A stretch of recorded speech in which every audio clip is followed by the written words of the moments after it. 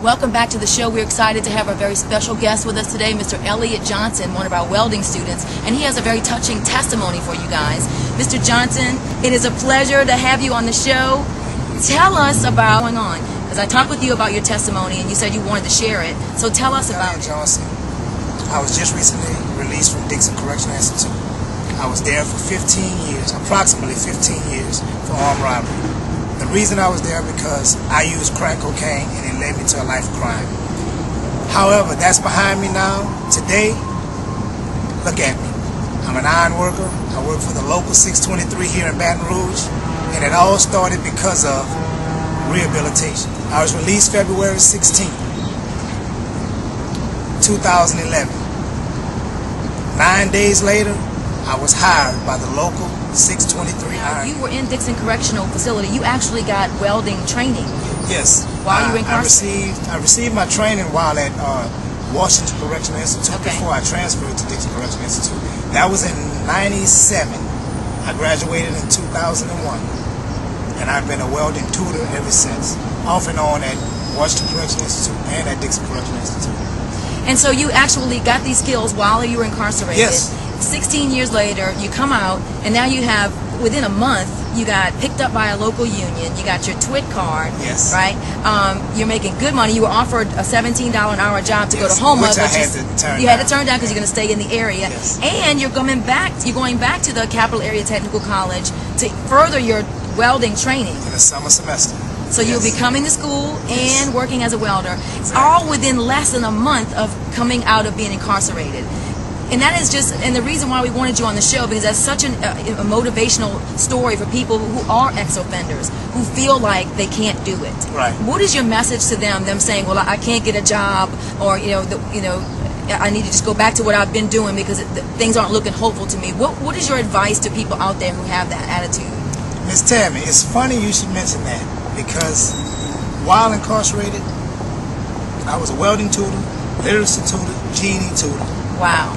Now, these are things that I did because I was tired of prison. Right. I chose to do the things that would change me as a person. For the people that don't think it can be done, substance abuse, anger management, living in balance, those programs work. It helps you deal with everyday poppycock, silly people, angry situations. The people here in Baton Rouge drive like crazy. Without anger management, I think I would have blown a gasket. But those programs, as crazy as they may seem to you all, it work. And I can say to the people that push for the programs, don't stop. Because if only one person such as myself, can come home and do what I'm doing, it's worth it. So I say to the guys that don't think it's possible, if someone tell you there's not jobs out here, you look them in the eyes and tell them they're lying. You know a guy that came home and in 9 days got a job. All right. And the training that you got in prison followed you through to be able to get this job. The training and all of the classes that I took while incarcerated actually prepared me for this. I could not sit down and hold a conversation with someone outside of security. You know. And no one would ever look at you and think that, because you have it all together, you're making your good money, so the point is, for a lot of times employers are hesitant about hiring ex-offenders, and that's one of the things too. I want this show also to talk to employers, and you'll find many of the ex-offenders, you guys are better employees than those on the outside who don't appreciate stuff, because we have ex-offenders that are students and they're model students. So you got to change that mindset, wouldn't you say? Well, the company that I work for, they prefer ex-convicts because they know they're hard workers. They know what discipline are, and they know what structure is. That's right. They know how to get up in the morning, come to work. My supervisor, which is he's a minister, and he believes in giving people a second chance. Absolutely. The guy, Mr. Aldo, I don't know if anyone knows him. His name is Aldo Duran. He's with the local out of New Orleans. Thank you, Mr. Aldo.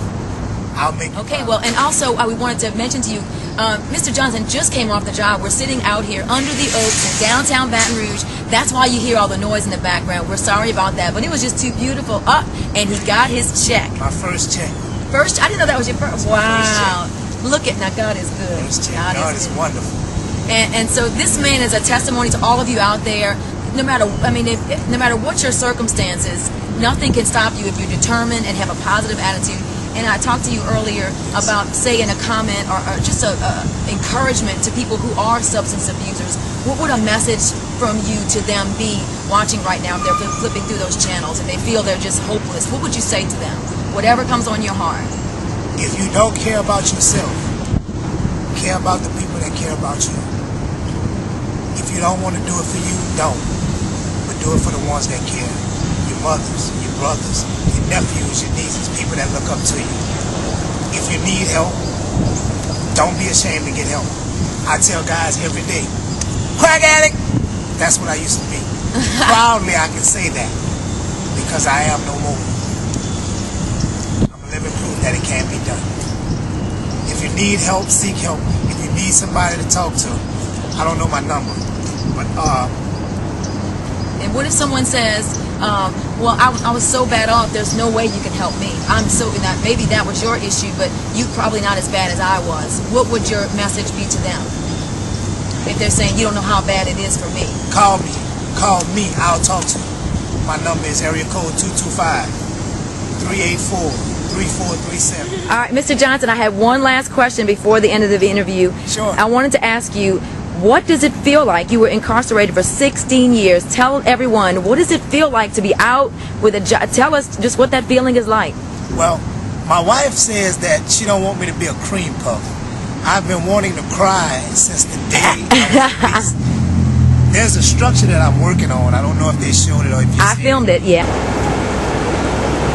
Okay, well, I was at the very top of that structure 2 days ago.